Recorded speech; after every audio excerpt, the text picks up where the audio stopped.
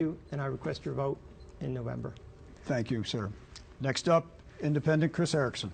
I'm Pirate Captain Chris Erickson, and I'm going to go down there to Washington, D.C. and take back government away from the corporations and give it back to us, we the people. Vermonters have never voted to send a woman to the United States Congress before.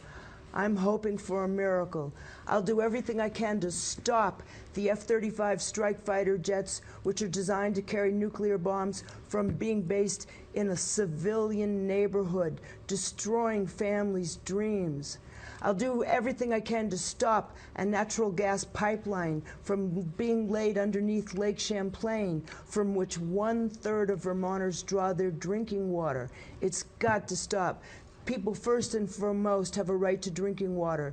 And I will go down there and I will work to make marijuana legal, because the Holy Bible, Old Testament Genesis says God gave us every seed-bearing plant. Vote for me, Chris Erickson. Thank you very much. Next is Peter Welch, Democrat. You know, I come home from Vermont. I come home to Vermont every weekend, and the two things that I hear from Vermonters are, one, why can't you guys get together and get something done? They're really concerned about congressional dysfunction. And the second is, what are we going to do to rebuild our middle class? On the congressional dysfunction, I bring the Vermont way of doing business, trying to find common ground, look for points of agreement, and then build practical steps forward. It's how I was successful working with Paul Ryan to help our cheesemakers from job-killing regulations, how I worked with Eric Cantor when it required us to get Tropical Storm Irene aid. That's the approach I take, our town meeting approach. But the second long-term challenge, we've got to get our middle class back going. We've got to pass a long-term transportation bill so we can rebuild our roads, our bridges, our airports, our rail, our broadband. A confident nation invests in its future. And then the question about student aid is absolutely essential. Our young people have to have access to affordable education and career opportunities. Thank you very much, sir. And our last closing statement is from Energy Independence candidate Randall Meyer. He's the Energy Independence. I'm just independent. But I talk about energy a lot, too. The original recommendation in 1932 was for a 30-hour standard work week. I think we need to move to that.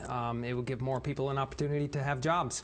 I think they ought to have the same pay, same take-home pay, but they get a raise in hours instead of a raise in money. I think we need a minimum wage COLA, cost of living adjustment, and the minimum wage has to come way up, $15, $20 maybe, which will drive all the unions to want more money as well, and that's what unions are for. They'll go out and negotiate it. There's larger commutes nowadays. We go back and forth. We get stuck in an hour in traffic both ways, and all the profit taking that happens on Wall Street, somehow they always seem to cite increased efficiency and productivity. And this productivity should be kicked back to the workers in terms of more hours, so families are not stressed as they are. Let me drink from the waters where the mountain streams flood. Let the smell of wildflowers flow through my blood. Let me sleep in your meadows with the green grassy leaves. Let me walk down the highway with my brother in peace. Let me die in my footsteps before I go down under the ground. That's Bob Dylan. Thank you, Randall Meyer. Independent, my mistake. Randall Meyer, Independent. And thank you all candidates. And that concludes tonight's debate among the candidates for the United States House of Representatives. We encourage you now to exercise your right to vote by doing so on Election Day, Tuesday, November 4.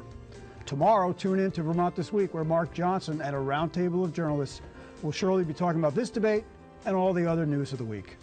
Thank you for watching. For everyone here at Vermont PBS, I'm Joe Marone. Thank you and good night.